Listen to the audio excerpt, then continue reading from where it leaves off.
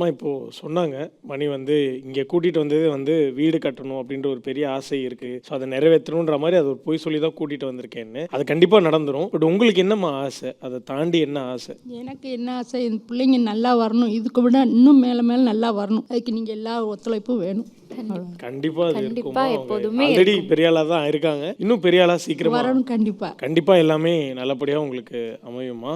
ராஜு, உங்களுக்கு அந்த பிக்சர் பார்க்குறப்போ என்ன தோணுது? அதுதான் அவன் மணி சொன்ன மாதிரி தான். அப்பா நாங்கள் 4 பேர் சேர்ந்து ஃபோட்டோ எதுவும் எடுக்கல. அப்படியே எடிட் பண்ணி வந்தால் கூட யாராவது ஒருத்தரோட ஃபோட்டோ எப்படியாவது மிஸ் ஆயிரும். அந்த பிக்சரில் தான் 4 பேரும். இன்னொன்று என் தங்கச்சி அதில் இல்லை. அது மட்டும் தான் எங்களுக்கு கொஞ்சம் குறையாயிடுச்சு. தங்கச்சி என் பிள்ளையும் அதில் இருந்துச்சுன்னா கரெக்டாக பட் இருந்துடும். அம்மா நீங்கள் வந்து எதுக்காகவும் ரெஸ்ட்ரிக்ட் பண்ணிக்காதீங்க உங்களை.